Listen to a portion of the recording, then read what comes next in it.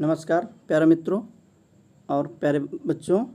आज हम लोग जहाँ से एस ब्लॉक का हमने निर्धारण बताया था, अब हम लोग पी ब्लॉक की बात करते हैं। तो चलिए, एक अच्छा 11th के आधुनिक परमाणु संरचना का हम लोग जो पढ़ा रहे हैं। तो देखिए, इसमें हम लोग क्या करेंगे, पी ब्लॉक में हमें कुछ करना नहीं है। पी ब्लॉक का जब हम लोग डिसाइड करेंगे, निर्धारण करेंगे, तो आधुनिक आवर्त सारणी के अनुसार हम लोग जब आवर्त और ब्लॉक निकाल लेंगे, तो जब ग्रुप की बारी आएगी तो ग्रुप में हम लोग 10 और जोड़ देंगे। 10 हमें अपने आप से जोड़ना है, 10 अपने आप से जोड़ देंगे तो हमें उस तत्व का ग्रुप मिल जाएगा। ठीक है, जैसे एक एग्जाम्पल के थ्रू देखते हैं। और मैंने आपको बताया हो शायद या ना बताया हो, ग्रुप हमेशा रोमन अंकों में हम लोग लिखेंगे। ठीक है, तो देखिए यहाँ पर हमारे पास एक तत्व है एल्युमिनियम। ठीक है, एल्युमिनियम का हमने क्लासिफिकेशन कर दिया। ठीक है, ये देखिए 1s2, 2s2, 2p6, 3s2, 3p1। अब जब इसका क्लासिफिकेशन कर दिए तो देखिए इसका जो बाहरी कोष है वो क्या है, 3s2, 3p1। अब 3 इसमें मैंने कहा जब आवर्त की बात करेंगे तो जो सबसे बड़ा अंक होगा वही हमारा आवर्त होगा। तो सबसे बड़ा अंक इसमें क्या है, 3, यानी पीरियड इसका थर्ड। ब्लॉक इसका अंतिम इलेक्ट्रॉन किस में गया है, पी में, तो ब्लॉक पी। ग्रुप, मैंने कहा कि ग्रुप क्या करेंगे, जब पी ब्लॉक जहाँ पर अंतिम इलेक्ट्रॉन पी में आएगा तो इसका मतलब वो पी ब्लॉक का तत्व होगा। तो उसके ग्रुप का हम लोग निर्धारण करते समय अपने आप से 10 जोड़ देंगे। तो देखिए यहाँ पर एस में कितना इलेक्ट्रॉन है, यहाँ पर देखिए एस में 2 इलेक्ट्रॉन है। ठीक है, और पी में 1 इलेक्ट्रॉन है। तो 2 और 1 मिला के जोड़ेंगे तो हो जाएगा 3। चूँकि हम लोग डिसाइड कर रहे हैं पी ब्लॉक का, तो 10 अपने आप से जोड़ना है, तो 10 और जोड़ देंगे तो हो जाएगा कितना, 13। तो इसको रोमन अंक में लिख देंगे 13। अब हम लोग देखेंगे कि टेबल पर ये चीज़ मिल रही है कि नहीं मिल रही है। ठीक है, कि तीसरे आवर्त पर, तो टेबल में आप देखे होंगे, मैं आपको एक टेबल दिखा रहा हूँ, इस कैमरे पर ज़रा सा ध्यान से देखिएगा। ठीक है, कैमरे पर फोकस करके मैं इसको थोड़ा बड़ा करके आपको दिखा रहा हूँ, तो देखिएगा। देखिए जैसा मैंने बताया है ना, ये पी ब्लॉक है और आपको इसमें 3 दिख रहा, पीरियड 3। तो ये देखिए यहाँ पे जाएंगे 1, 2 और ये तीसरे पीरियड पर गए। ठीक है, ब्लॉक पी, तो यहाँ पर देखिए यहाँ से जाएंगे, ये हो जाता है आपका ये एस ब्लॉक, फिर ये डी ब्लॉक और ये आपका आ गया पी ब्लॉक। तो वहाँ से मैं चल रहा हूँ, ये देखिए 3 वाले से मैं 3 से ऐसे चल रहा हूँ, ये आया मैं यहाँ पर पी ब्लॉक में। ठीक है, पी ब्लॉक में आया और ये देखिए अब देख रहा हूँ कि इसका ग्रुप 13 है, ये देखिए 13 है, तो ग्रुप 13। ठीक है, और यहाँ पर आपका एल्युमिनियम मिल गए। यहाँ से हम चले, ये 3 ब्लॉक आवर्त, तीसरे आवर्त से पी ब्लॉक में गए, यहाँ हमको एल्युमिनियम मिल गया। तो इस तरह से, ठीक है। अब देखिए मैं दूसरा भी इसी के थ्रू कर देता हूँ ताकि आपको समझ में आए। जैसे आर्गन का भी देखिए इलेक्ट्रॉनिक विन्यास मैंने निकाला, 1s2, 2s2, 2p6, 3s2 और 3p6। तो यहाँ पर देखिए ये जो है 3s2 और 3p6। तो पीरियड इसका सबसे बड़ा 3, ब्लॉक पी और ग्रुप। तो देखिए ग्रुप में क्या करेंगे, इन दोनों के इलेक्ट्रॉन जोड़ देंगे, 2, ये 2 है और ये 6 है, 6, 2, 8, तो 8 इलेक्ट्रॉन हो गए। अब 8 इलेक्ट्रॉन हो गए तो यानी कि 10 और जोड़ेंगे तो हो जाएगा 18। चलते हैं, हमारा पीरियड ये देखिए तीसरा पीरियड, ठीक है, पी ब्लॉक। यहाँ पर पी ब्लॉक दौड़ते हुए आ जाएंगे पी ब्लॉक पे। अब कहा गया 18वां, ये देखिए 18वां ग्रुप। ठीक है, यहाँ पर ये देखिए आपको आर्गन मिल गया। ठीक है, तीसरे आवर्त में। अब यहाँ से आप अगर दिख जाए तो ये देखिए तीसरे आवर्त में इस तरह से मिल जाएगा। तो इस तरह से ये है ना, हीलियम, नियान, आर्गन, क्रिप्टॉन, जेनान, रेडान, ये गैसें हैं। ठीक है, ठीक है, हीना, नेहा और करीना, जाने, रबीना, वो बहुत सारे कोड हैं। ठीक है, देखिए यहाँ पर फौरन, केले, बरसाओ, स्पेक्टर, अटूट आए हैं, है ना, ये सारे। देखिए नाइट्रोजन का नई, पड़ोसन, ऐश्वर्या, सबसे बिंदास। ठीक, तो इस तरह से हम लोग तत्वों का निर्धारण करेंगे।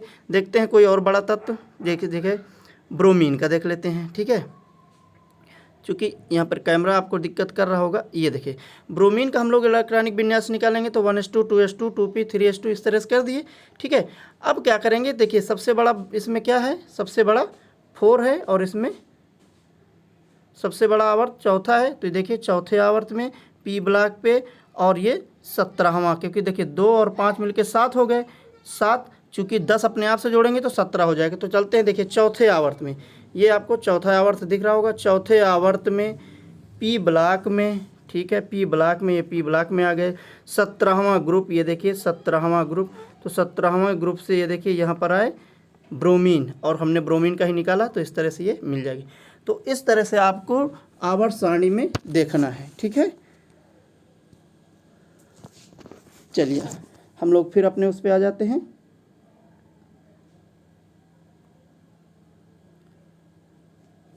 ठीक है, तो इस तरह से आपका पी ब्लॉक डिसाइड हो गया है ना। अब आप किसी भी तत्व का इसमें से निकाल के देख सकते हैं, क्योंकि वीडियो बड़ा ना हो इसलिए इनको मैंने निकाल दिया है। आप उस पर से टेबल में कैसे देखना ये भी मैंने कोशिश करके दिखा दिया, अब आप इसको देख सकते हैं। ठीक है, चलिए आते हैं डी ब्लॉक की बात करते हैं, है ना। तो डी ब्लॉक में करना कुछ नहीं है। डी ब्लॉक में जब हम लोग वर्ग निकालेंगे तो देखिए, ये तो आप जाहिर सी बात जानते हो कि जो सबसे बड़ा अंक होगा वही हमारा क्या होगा, वही हमारा आवर्त होगा।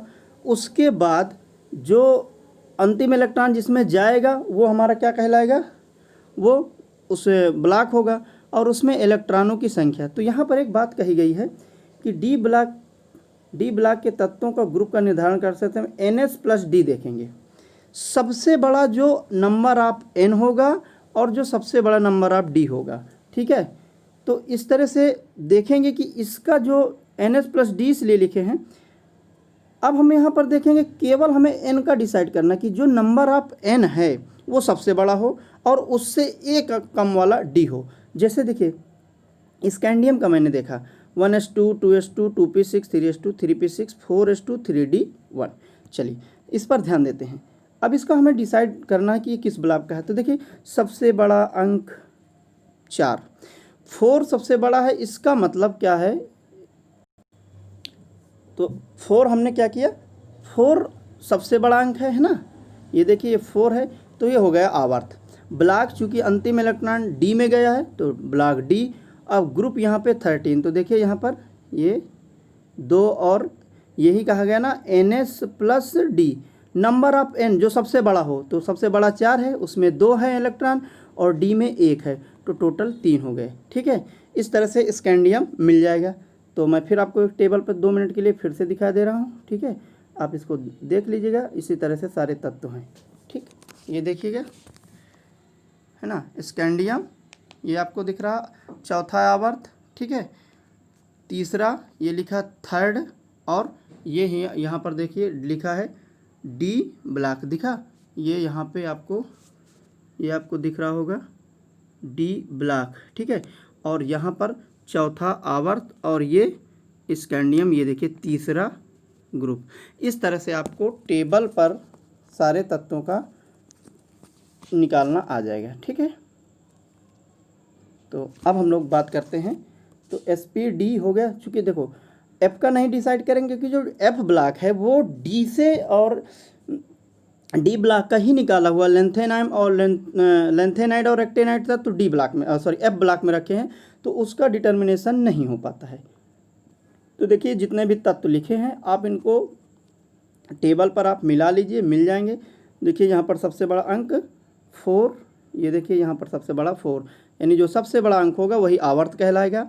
फिर इसके बाद जो जिसमें अंतिम इलेक्ट्रॉन जाएगा, तो अंतिम इलेक्ट्रॉन डी में गया तो डी ब्लॉक हो गया। ग्रुप तो यहाँ 2 और प्लस 8 बराबर कितना, 10। इस तरह से ये हो गया। ठीक है, आज हम लोग ज़रा कुछ महत्वपूर्ण चीज़ पढ़ना है ये, तो इसलिए मैं उसको थोड़ा सा पूरे सभी को नहीं डिसाइड वो कर रहा हूँ, आप उस पर थोड़ा सा ध्यान दे दीजिएगा। आज हम लोग जो बात करेंगे जिसके कारण अपवाद आते हैं केमिस्ट्री में, कि अपवाद क्या है, कैसे अपवाद बन गए, या तो स्टेबिलिटी ऑफ हाफ फील्ड और फुल फील्ड ऑर्बिटल्स, अर्धपूरित कक्षक और पूरित कक्षक का स्थायित्व क्या है और क्यों होते हैं ये। तो देखिए ऐसे विन्यास वाले एटम या आयन जिनके कक्षक अर्धपूरित या पूर्ण पूरित होते हैं वो अधिक स्थायी होते हैं। कहने का मतलब या तो आधे भरे हों तो वो स्थायी होंगे, या पूरे भरे हों तो स्थायी होंगे। अभी आप चिंता न कीजिए, मैं एक एग्जांपल के थ्रू समझाऊंगा, आपको अच्छे से इसमें समझ में आ जाएगा। देखिए अभी अब तो थ्योरी आप लिख सकते हो इससे। ठीक है, जब जब दो इलेक्ट्रॉन एक ही कक्षक में प्रवेश करते हैं तो समान आवेश के कारण उनमें अंतरा इलेक्ट्रॉनिक प्रतिकर्षण होगा तथा पेयरिंग के लिए अधिक ऊर्जा की आवश्यकता होगी। देखिए, कहने का मतलब ये है, जब दो लोग जो एक दूसरे को विपरीत हों, जो एक दूसरे से जलते हों, अगर उनको एक ही रूम पे आप रख दोगे तो वो मुश्किल रह पाएंगे, थोड़ी दिक्कत है उनके लिए। तो इलेक्ट्रॉन भी क्या करता है, जब वो सेम आवेश वाला होता है ना, समान आवेश वाला होता है, तो उस पर जो इंट्रा इलेक्ट्रॉनिक रिपल्सन होता है वो बहुत अधिक लगने लगता है, जिसके कारण उनको ऊर्जा ज़्यादा लगती है, क्योंकि उसको ऊर्जा व्यय करते रहते हैं और ऊर्जा और अधिक लगती है। जैसे ऐसा है कि दो स्टूडेंट हैं, एक ही रूम पर हैं, अब घर से पैसा मिल रहा है खर्च को, लेकिन वो क्या कर रहे हैं, दोनों एक दूसरे के एंटी हैं और एक ही जगह रहते हैं, तो क्या करें, लड़ेंगे। तो लड़ने में दोनों का पैसा वेस्ट होगा ना। अगर आपने मूवी देखा हो, बहुत सारे देखे होंगे, कौन था वो, मुझसे शादी करोगी, है ना, सलमान खान, अक्षय कुमार की, तो हैं दोनों देखो एक ही रूम पर, लेकिन दोनों में झगड़ा चलता रहता है। तो इलेक्ट्रॉन अगर एक ही रूम पर रहेंगे, एक ही कक्षक में रहेंगे, तो इस तरह से उनमें एनर्जी अधिक लगती है। ठीक, इसके बाद फिर देखिए कि जब अनपेयर्ड इलेक्ट्रॉन भिन्न भिन्न कक्षकों में प्रवेश करते हैं तो ये कम हो जाता है, तो प्रतिकर्षण नहीं लगता। तो देखिए, अब कही गई बात कि अगर उन्हीं दो व्यक्तियों को, अक्षय कुमार वाली बात मैंने कहा, सलमान खान वाली, अगर उन दोनों को अलग अलग रूम दे दिया जाता तो ज़्यादा से ज़्यादा बाहर निकलते तभी लड़ते, अपने अपने नहीं तो रूम में रहते। तो इलेक्ट्रॉन भी जब क्या करता है, कक्षक में प्रवेश करता है, तो अगर ऑर्बिटल सेम होती है और उसको सेम ऑर्बिटल्स में रहना पड़ता है दो इलेक्ट्रॉनों को, तो रिपल्सन के कारण उनमें अल्ट्रा इलेक्ट्रॉनिक इतना ज़्यादा रिपल्सन होता है कि उनके लिए उनको ऊर्जा लगती है, वो ऊर्जा व्यय हो जाती है, इसके कारण वो स्थायित्व अपने खो देते हैं। ठीक है, इसलिए वो अलग अलग कोशिश करते हैं कि अलग अलग रहें। देखिए, दूसरा है इनका जो एक्सचेंज एनर्जी, एक उपकोष के विभिन्न कक्षकों में समान चक्रण युक्त इलेक्ट्रॉन की प्रवृत्ति अपनी स्थिति को एक्सचेंज करने की होती है। अभी इनको एग्जाम्पल में आगे बता रहा हूँ, फिर भी यहाँ पर जो लिखा है कि उपकोष का जो विभिन्न कक्षक होते हैं, अलग अलग कक्षकों में जो इलेक्ट्रॉन होते हैं वो अपने आप को जंप करने की कोशिश करते हैं, एक कोष से उछलकर दूसरे कोष में। ऐसा होता है ना कि आप अपने छत से ज़्यादा लोग दूसरों की छत पर झांकते हैं, है ना, अपने घर की रोशनदान के बजाय दूसरों की रोशनदान ज़्यादा देखते हैं। तो इलेक्ट्रॉन भी कम नहीं है, वो भी एक कक्षा से दूसरी कक्षा में देखते हैं। ठीक है, तो एक्सचेंज की संख्या जितनी अधिक होती है मान उतना अधिक होता है। अब यहाँ बात है कि एक्सचेंज की संख्या जितनी अधिक होगी, एक्सचेंज एनर्जी का मान उतना अधिक होगा और इससे स्थायित्व बढ़ेगा। देखिए, एक मैं आपको एक एग्जाम्पल के थ्रू समझा रहा हूँ, इसको अप्लाई नहीं करना। किसी की छत पर अगर कोई लड़का है और दूसरे छत पर कोई गर्ल्स है, तो वो आदमी बार बार वहाँ जाएगा। ठीक है, ये इलेक्ट्रॉन की कहानी है। और कह रहा है एक्सचेंज की संख्या जितना अधिक होगी, लड़कियों की संख्या वहाँ पे छत पे जितना ज़्यादा होगी, इस वहाँ पर उतने ही बॉयज़ ज़्यादा होने लगेंगे। चूँकि एक्सचेंज एनर्जी का मान अधिक होगा तो क्या करें, अब वहाँ पर वो बैठने की क्षमता भी अधिक हो जाएगी। जब तक लड़की नहीं जाएगी तब तक वो भी अपने छत पर रहेंगे। इलेक्ट्रॉन भी सेम यही करते हैं, जब एक कक्षा से दूसरे कक्षा में जंप करते हैं तो उनका मान अधिक होता, तभी उनकी वैल्यू यानी एनर्जी अधिक होगी, तभी जंप करेंगे। तो जंप करेंगे तो वहाँ पर वो लोग ज़्यादा रुकते हैं। ठीक, देखिए जैसे ये एक बना है चित्र आपको एक्सचेंज एनर्जी का, डी विन्यास का मैंने इलेक्ट्रॉन बनाया, ध्यान दीजिएगा, ये आपको डी ऑर्बिटल्स है। डी ऑर्बिटल्स में मैंने 4 इलेक्ट्रॉन भर रखे हैं। अब भाई साहब जो नंबर 1 वाले हैं, कमरा नंबर 1 के, ठीक है, इन्होंने क्या किया है कि अपनी दीवार ऐसी बना रखी है कि ये सिर्फ जा सकते हैं, लेकिन इनकी तरफ कोई आ नहीं सकता। तो अब बताइए, जब ये जा भर सकते हैं तो देखिए ये क्या करेंगे, दूसरे वाले के पास भी चले जाएंगे, ये 1 हो जाएगा, ये आपका 2, ये 3 और ये 4। तो देखिए ये 1 वाला 2 के पास भी जा सकता है, 3 के पास भी जा सकता है और 4 के पास भी जा सकता है। इस तरह से ये अपने आप को किन किन से बदल सकता है, 2 से बदल सकता है, 3 से बदल सकता है और 4 से। तो देखिए जब इस तरह से चेंज कर सकता है तो इसकी संख्या एक्सचेंज की कितनी हो गई, 3। फिर से देख लीजिएगा, ये 1 वाला इलेक्ट्रॉन है, 1 वाला ये जंप कर रहा है, देखिए 1 वाला जंप कर रहा है, तो जंप करके किस में जाएगा, एक तो संभावना है 2 में जा सकता है, दूसरी संभावना है 3 में जा सकता है और तीसरी संभावना 4 में जा सकता है।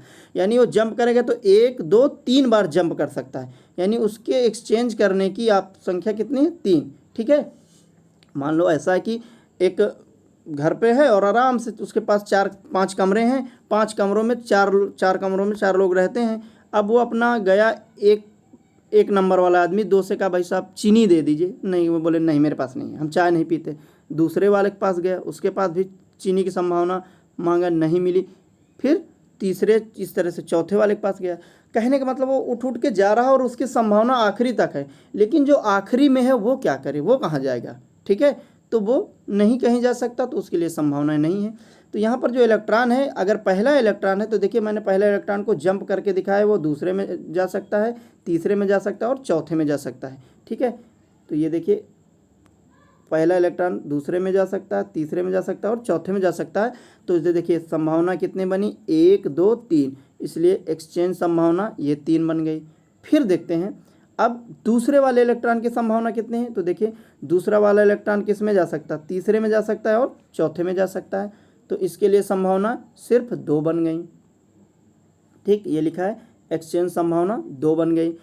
इलेक्ट्रॉन 3 के लिए क्या बेचारे के पास एक ही संभावना है, तो ये देखिए एक ही संभावना है एक्सचेंज करने की। इस तरह से हम देखेंगे कि डी ब्लॉक में मैंने 4 इलेक्ट्रॉन भरे थे और उनकी जो पॉसिबिलिटी थी वो कहाँ कहाँ थी और कैसे कैसे थी। तो देखिए पहली पॉसिबिलिटी उसकी बनी कि जो पहला इलेक्ट्रॉन था वो कहाँ कहाँ जा सकता था, 3 ऑर्बिटल्स के साथ 3 इलेक्ट्रॉनों के पास जा सकता था। दूसरा वाला इलेक्ट्रॉन 2 के साथ जा सकता था, यानी ये देखिए दूसरा वाला तीसरे में जा सकता है, चौथे में जा सकता है। अब तीसरा वाले के पास एक ही संभावना है, ये देखिए यहाँ पर कहाँ पर जा सकता है, चौथे में।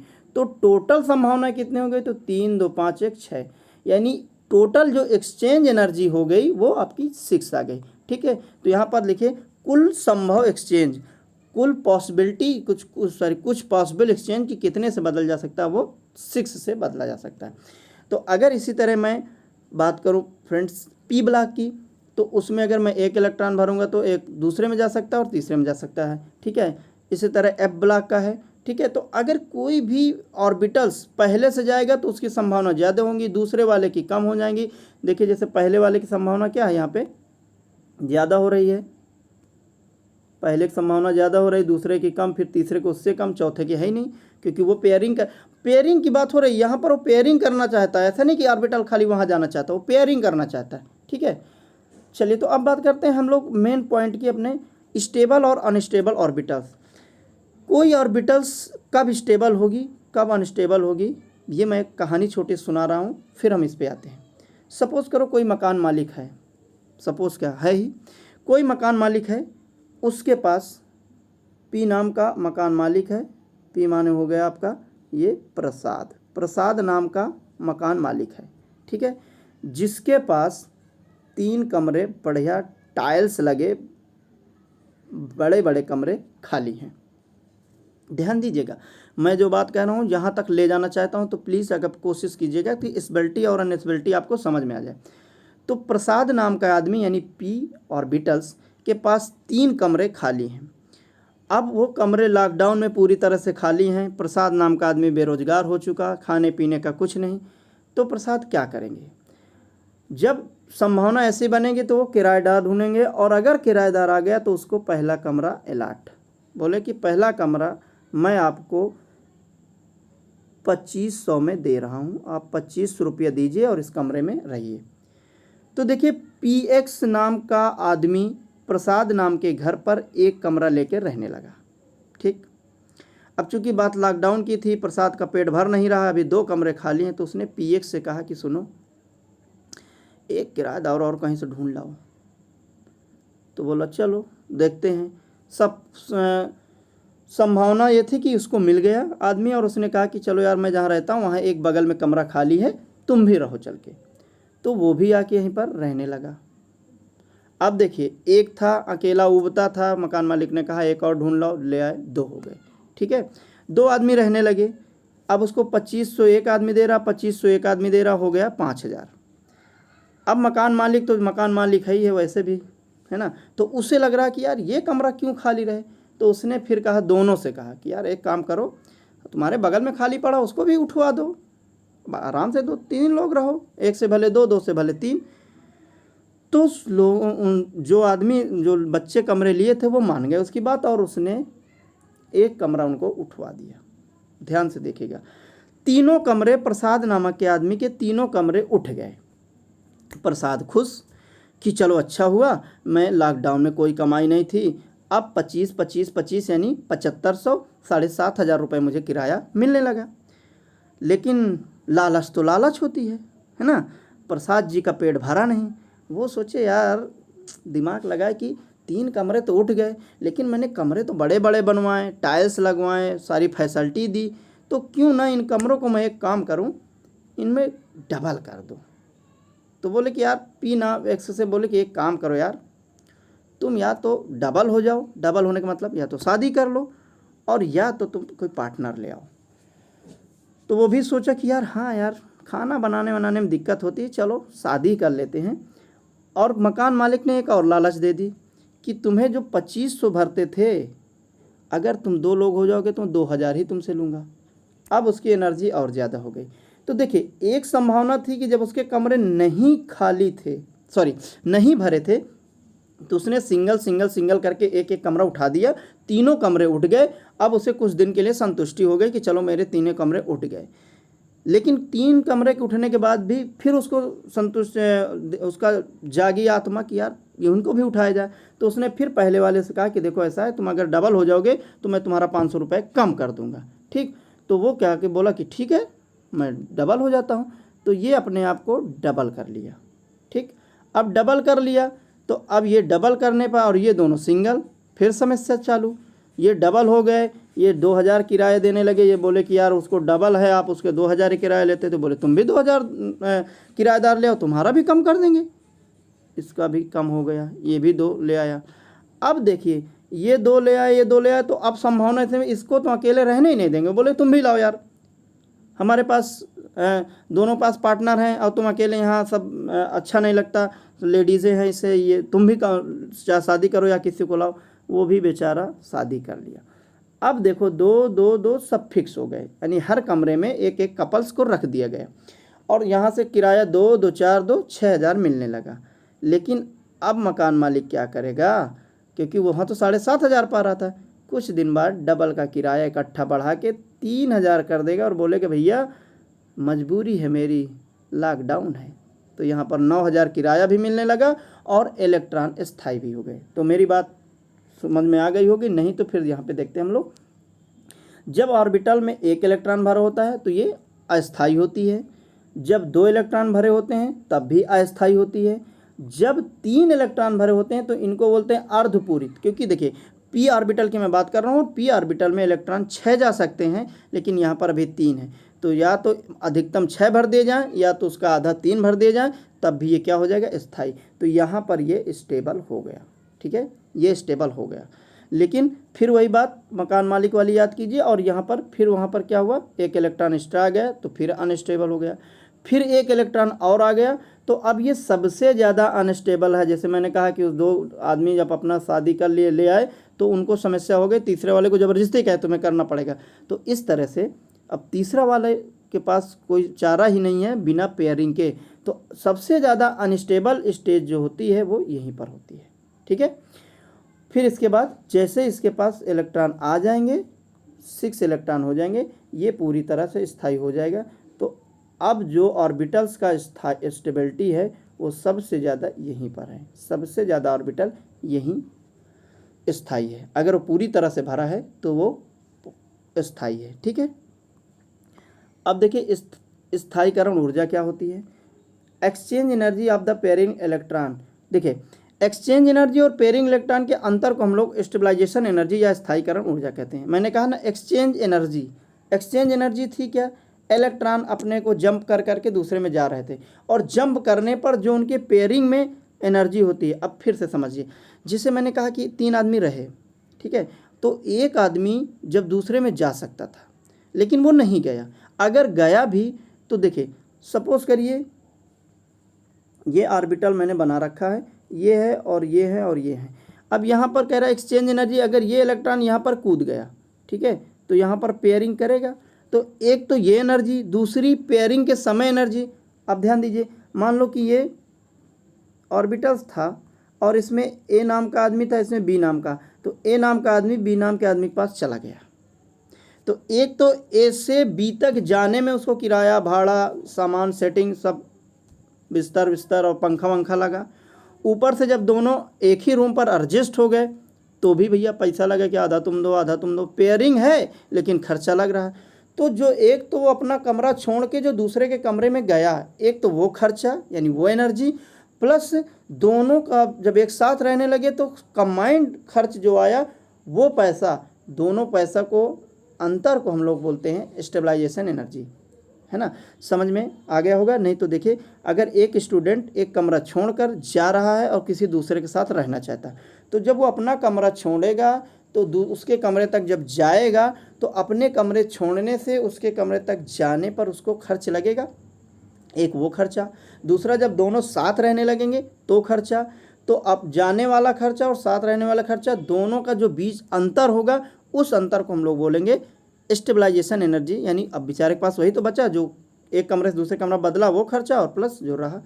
इस तरह से स्टेबलाइजेशन एनर्जी क्या होगी, एक्सचेंज एनर्जी और पेयरिंग एनर्जी का डिफरेंस जो होता है, अंतर जो होता है, वही स्टेबलाइजेशन एनर्जी कहलाती है। ठीक है, स्थायीकरण की ऊर्जा कहलाती है। कक्षकों का स्थायीकरण, ये आपको देखिए ये फार्मूला है, इस विनिमय एनर्जी इक्वल टू होता है एन के। ठीक है, जहाँ के क्या होता है, एंटी पैरेलल स्पिन। इलेक्ट्रॉन जब इस तरह से, देखिए इलेक्ट्रॉन इस तरह से एक क्लॉकवाइज ऐसे घूमा, ऐसे गया, और एक एंटी क्लॉकवाइज ऐसे आया। तो देखिए, अगर मैं ऐसे करूं तो मेरा हाथ बढ़िया से आराम से एक दूसरे में बंध गया। अब ऐसे करूं तो ऐसे बंधा नहीं है, कोई भी ऐसे अलग कर सकता है मेरा हाथ ना। तो इलेक्ट्रॉन क्या करते हैं, जब सिंगल ऐसे होता है तो स्थायी कम होता है, अगर उसकी पेयरिंग हो जाती है इस तरह से तो स्थायी हो जाता है। देखो जैसे मैंने ऐसे पकड़ लिया। ठीक है, मैं इसको जूम करके आपको दिखा रहा हूँ, बहुत अच्छे से समझ में आ जाएगा। देखिए, जैसे मैंने कहा कि एक इलेक्ट्रॉन ऑर्बिटल्स में ऐसे गया, ठीक है, तो ये क्लॉकवाइज ऐसे जा रहा है, और एक उधर से एंटी क्लॉकवाइज ऐसे ऐसे आ रहा है। अब ये जा रहा है तो आते जाते समय दोनों रिपल्स करके दोनों आपस में फंस जाएंगे। तो इस समय देखिए दोनों हाथ मेरे ऐसे पकड़ गए। अब क्या होगा कि एनर्जी इनकी मजबूत हो गई। अगर यही इलेक्ट्रॉन सेम होते, पैरेलल न हो, एंटी पैरेलल हो के पैरेलल होते, तो देखिए मेरी एनर्जी सेम नहीं है। कोई भी ऐसे हाथ खींचेगा मुझे अलग करना पड़ेगा हाथ, कोई भी मेरा हाथ ऐसे करेगा बाहर निकल जाएगा, ऐसे निकल जाएगा। लेकिन अगर यही इलेक्ट्रॉन एक क्लॉकवाइज जा रहा हो कि एंटी क्लॉकवाइज हो, तो ऐसे आके दोनों फंस जाएंगे और इस तरह से ये स्थायी हो जाते हैं। तो ये आपकी हो जाती है आपके यहाँ पर n इक्वल टू n-1/2 ये फार्मूला है। ठीक है, जहाँ पर n क्या है, समांतर चक्रण वाले इलेक्ट्रॉनों की संख्या। समांतर चक्रण मतलब जो घड़ी की सुई में क्लॉकवाइज जो रोटेट करेंगे। जैसे मान लो ये मेरा हाथ ये और ये इस तरह से, और 2-4 हाथ आ जाएं, या आप ऐसे समझ लो, देखिए ऐसे मेरे पास पेन है 3-4-5, देखिए ये इसका भी कैप ऊपर की तरफ, इसका भी ऊपर की तरफ, इसका भी ऊपर की तरफ, और ये इसका भी ऊपर की तरफ। तो सब क्या करेंगे, घड़ी की दिशा में ऐसे ऐसे घूमेंगे, ऐसे ऐसे जाएंगे। ठीक है, तो ये चक्रण समांतर चक्रण की इलेक्ट्रॉनों की संख्या है। और यहाँ पर क्या है, युग्मन एनर्जी होता है x पाई। तो x क्या है, पेयरिंग इलेक्ट्रॉन के युग्मों की संख्या, कितने इलेक्ट्रॉन आपस में जुड़े हैं, युग्मित हुए हैं। ठीक है, और स्थायीकरण एनर्जी क्या है, मैंने बताया एक्सचेंज एनर्जी और पेयरिंग एनर्जी का डिफरेंस है। तो यहाँ पर ई का मतलब एक्सचेंज एनर्जी और पी का पेयरिंग एनर्जी। ठीक, तो यहाँ पर देखिए लिखा है D5 और D6 का स्थायीकरण। तो फ्रेंड्स, आपका अगर आपको वीडियो अच्छा लगा हो तो प्लीज़ मेरा वीडियो लाइक कीजिए, सब्सक्राइब कीजिए, और इसका न्यूमेरिकल मैं आपको कल नेक्स्ट वीडियो में आपको मैं बता दूंगा। धन्यवाद। वंदे मातरम। जय हिंद।